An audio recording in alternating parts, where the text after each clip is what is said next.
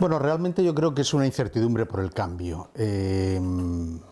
Evidentemente, los inversores se habían acostumbrado a un modo de hacer. Las noticias que recibimos en la prensa no son del todo halagüeñas para el gobierno que salía, y en este sentido aquellos inversores que tuvieron relaciones demasiado conspicuas, diremos, con el anterior poder, bueno, pues se pueden encontrar ante una situación de incertidumbre en tanto que les han cambiado los interlocutores. Dicho esto, yo creo que la democracia es esto, la democracia es que la ciudadanía elige quiénes son sus gobernantes, y bueno, pues los inversores en Madrid tendrán que acomodarse a lo que son las nuevas circunstancias y el nuevo cambio político. En cualquier caso, yo soy de los que pienso que la lucha contra la corrupción es el primer factor de estabilidad, y da la casualidad que bueno, en el entorno de Madrid, pues las sospechas de que ha habido una corrupción amplia pues pudieran tener ciertas repercusiones en aquellos inversores que pensaban invertir en Madrid al socaire de la corrupción. Pero yo creo que para el común de las empresas, para la mayoría de las empresas que existen y que quieren venir a Madrid, no va a cambiar prácticamente nada. Hay una ley que hay que cumplir y las leyes son iguales para todos. Bueno, es difícil saberlo. Yo no creo que vaya a haber una paralización de proyectos de inversión honorables. Es decir, yo creo que aquellos proyectos de inversión que se pensaron, porque yo realmente al final no creo que ninguno de ellos se haya materializado realmente. Por ejemplo, en algún momento hubo toda aquella presunción de la inversión en los casinos, etcétera, etcétera. Al final, ¿en qué vimos? Bueno, en un enorme gasto por parte de las administraciones para atraer a un inversor, pero que al final no se sustanció en nada, excepto en que probablemente eran buscadores de rentas y buscadores de ciertos apoyos públicos, que no son el tipo de inversor que yo creo que Madrid tiene que procurar. Un ayuntamiento y un gobierno regional claramente pueden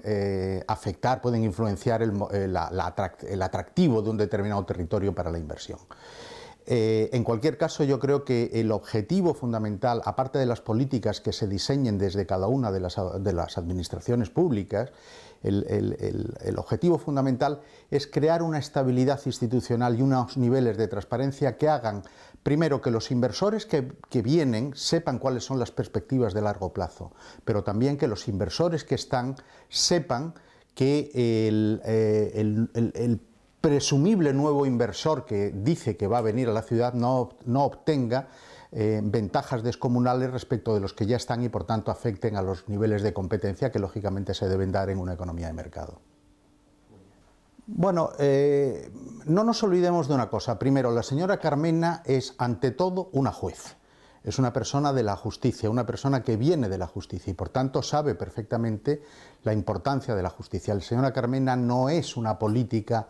de lo que tenemos, como lo que tenemos normalmente al uso. Yo creo que el pasado nos condiciona a todos y en el caso suyo, frente a la incertidumbre política que la gente piensa que va a haber a futuro, el pasado de la señora Carmena es en principio un aval de que por lo menos la justicia va a ser respetada y que la acción política se va a enmarcar dentro del entorno y de los grados de libertad que da la justicia.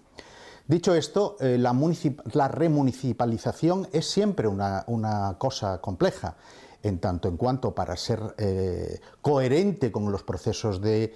justicia, la remunicipalización implica que hay que compensar a aquellas gentes que invirtieron en aquellos servicios de acuerdo con la legislación que un gobierno igualmente legítimo que el actual en principio hizo. Yo soy de los que no tengo muy claro si el sector público es mejor o peor que el sector privado a la hora de gestionar. Hay experiencias en los dos sentidos. Tenemos países donde la mayoría de los servicios públicos están en manos del sector público y están gestionados por el sector público y son gestionados fantásticamente con los mejores niveles de eficiencia y con los mejores niveles de servicio, al igual que tenemos servicios públicos gestionados por el sector privado que son un auténtico desastre. Es decir, no es exclusivamente si la actividad es pública o privada si la gestión es pública o privada la que va a determinar en última instancia la eficiencia y cobertura de los servicios. En cualquier caso, yo soy de los que pienso que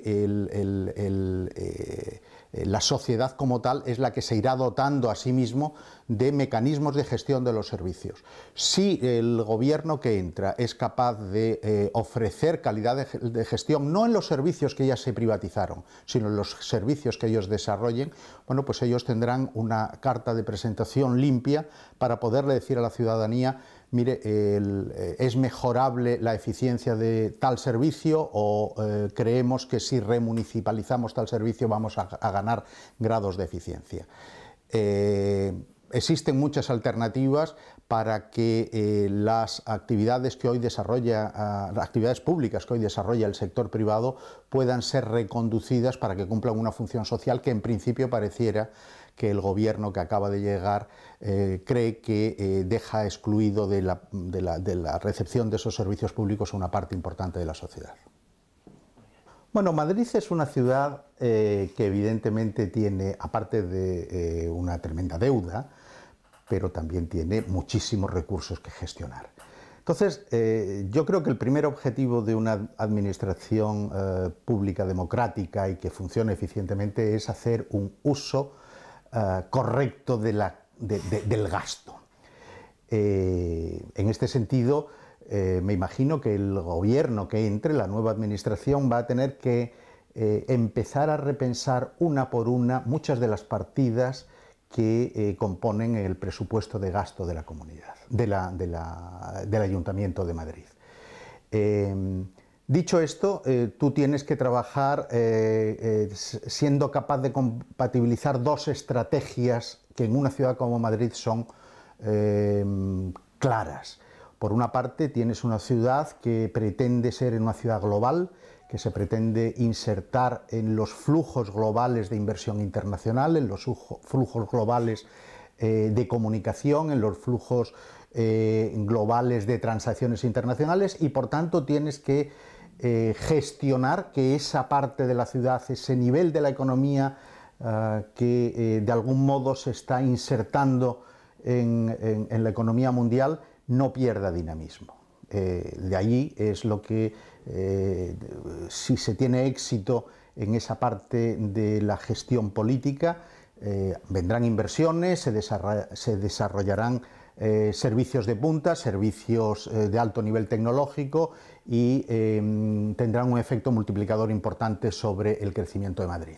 Pero por otra parte, también no todos sabemos que Madrid es una ciudad tremendamente dual, donde hay un montón de gente que está siendo excluida del modelo de crecimiento en el que vivimos, y que esta es la gente que precisamente, o una parte importante de estos sectores sociales, el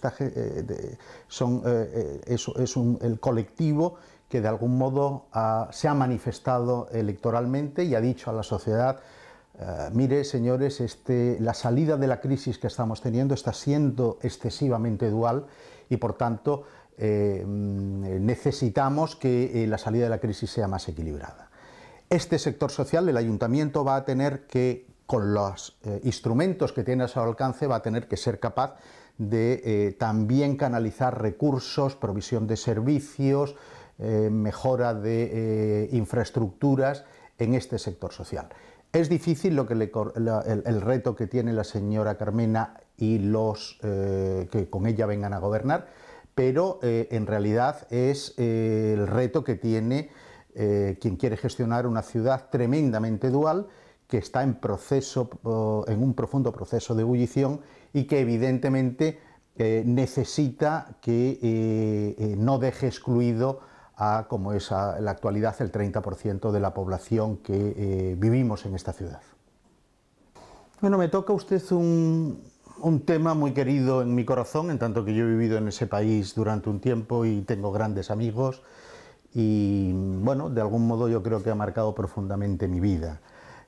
Uno no se puede explicar cómo un país tan rico, con gente tan maravillosa, incluso con un sector de la población tan bien formado, es gestionado políticamente tan mal, de manera que es hoy un desastre. Pero un desastre no solo en términos económicos, sino también en términos democráticos. Dicho esto, mi opinión sobre la gente de Podemos, y bueno, es una opinión, pero también es la certeza de quien ha vivido allí y ha tenido información importante. Una parte importante del liderazgo de Podemos ha vivido y se ha desarrollado políticamente a la sombra de lo que fue el chavismo. Dicho esto, las situaciones son diversas. Venezuela es un país rentista y es un país donde el fracaso de los gobiernos previos al chavismo hicieron que la llegada de Chávez fuera un clamor popular. Otra cosa es en lo que devino ese poder que llegó de la mano de Chávez, y no olvidemos que llegó de la mano de un golpe de Estado frustrado y que después hizo construir un caudillo. Yo veo en el actual Podemos algunos rasgos de de lo que es el chavismo, el caudillismo, la identificación con el líder,